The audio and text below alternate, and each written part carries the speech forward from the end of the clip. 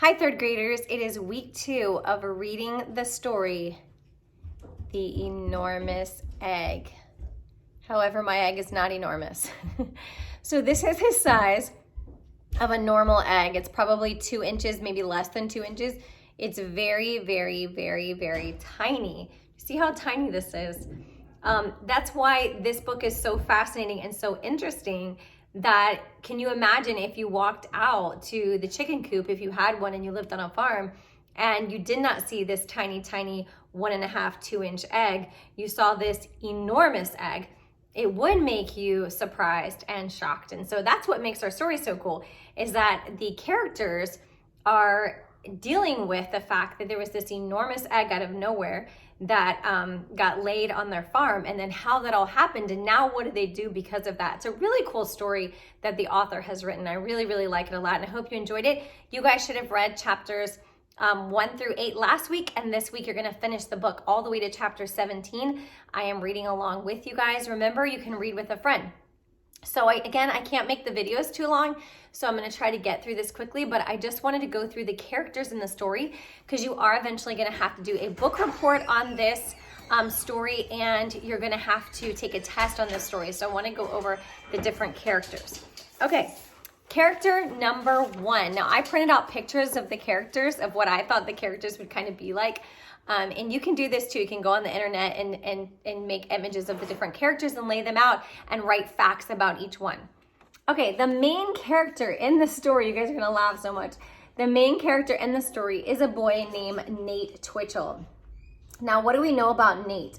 We know that Nate is 12 years old, that he has chores he has to do.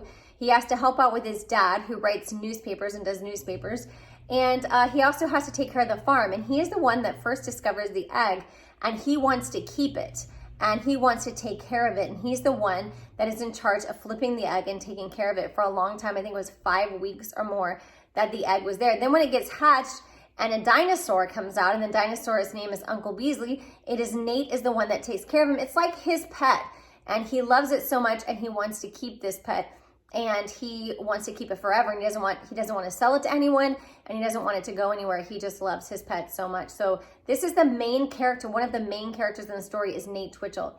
Now, he does have a sister named Cynthia Twitchell that I didn't make a picture for. She's not a main character in the book. She doesn't have a lot of roles in the book, but he does have a sister. Okay, then there's also Mrs. Twitchell. Let's pretend this is what Mrs. Twitchell looks like.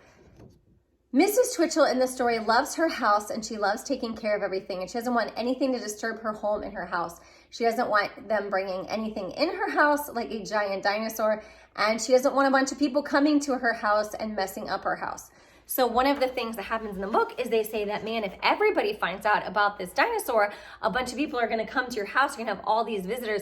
Now, as a mom, I wouldn't want a bunch of visitors coming to my house either every single day. Reporters, people all over the world. And so Mrs. Twitchell is your typical mom of like, don't have all these people coming over. Okay, then you have Mr. Twitchell. And he is also the one that was on Nate's side and said, you know what, Nate, since you took care of the egg, I will let you keep it. And Mr. Twitchell works for the newspaper. He writes a newspaper. And so this is giving him a lot to write about for sure, because now they have a pet dinosaur.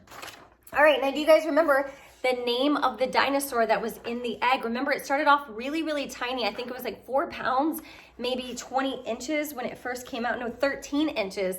And the reason why they called the name of the dinosaur Uncle Beasley. Here we have Nate Twitchell walking Uncle Beasley. The reason why the dinosaur's name is Uncle Beasley is because it's named after his mom's ugly uncle, because they said that the face of the dinosaur looked like their mom's uncle. Can you imagine walking around, that's your pet, a pet dinosaur? That would be crazy. Okay, I'm going to go through these characters kind of fast because, again, we can't have the videos be too long. This is Joe. Does anybody know who Joe is in the story? Joe is Nate's best friend, and he doesn't believe that it's a real dinosaur. He's like, that's just a big lizard at first, because remember, the dinosaur wasn't that big at first. He's like, that's not a dinosaur. You can have a dinosaur in your backyard. And look, if one of you came to school and told me you had a dinosaur, I don't know if I'd believe you either, right? Okay, and then there's 3 more characters. The first character is really important. His name is Dr. Zemer. He's the first person that Nate met when he was fishing one day. And he was like, man, you're a doctor? He first thought he was a real doctor, but it turns out he's not a real doctor. It turns out he's a paleontologist. Do you guys know what a paleontologist is? It's someone who studies dinosaurs. And so he knew a lot about dinosaurs, and he had an idea right away of why, what could be in that egg. He knew it was going to be a dinosaur. So Dr. Zemer is the one that kind of helps Nate take care of Uncle Beasley and gives him advice on Uncle Beasley. Also, Dr. Zemer is also the one that has some friends from Washington that he says, hey, I have some friends that might be able to help us out. He also helps Nate with what food to feed the dinosaur. One of the things he said to feed the dinosaur was pebbles because he didn't have teeth. And so it would help, the pebbles would help him grind his food. Let's see what else we need to know about Dr. Zemer. I think that's it. Okay, next we have Dr. Kennedy here. Dr. Kennedy was the friend from Washington, D.C. That Dr. Zemer had told them about. And when he came to the house, he was like, let me see if you have a dinosaur. And it turns out when he came to the house that Uncle Beasley had actually got out of the cage, and he was in the neighbor's yard eating the flowers. That neighbor really doesn't like Uncle Beasley. So Dr. Kennedy, though, is kind of not nice because he wants to buy Uncle Beasley from Nate. And of course, what does Nate say? No way, Jose. Okay, and the last character we have, he's not really a main character either, is Professor Morrison. And Professor Morrison is actually a friend of Dr. Kennedy's. And he is a dinosaur expert. And so Dr. Kennedy tells him all about Uncle Beasley. Then what ends up happening is the word really gets out about Uncle Beasley. So more and more people know that Nate and his family have a dinosaur. And so the rest of the chapters are about what happens with Nate, what happens with Uncle Beasley, what happens in Washington, D.C. Does Nate get to keep his pet dinosaur? How does the story end? Does he get to keep him forever in his home? Or should they take him to Washington, D.C.? So you guys will be having so much fun figuring out what happens at the end of this amazing plot. I love the story Enormous Egg. Remember, at the end of this book, you are going to have to take a test on it and do a book report on it. Probably some kind of poster or some kind of picture about all the different characters. All right, you guys have a great day. Continue reading Enormous Egg. Remember, it's not a little baby egg like this. It's ginormous. Ginormous. Bye, guys.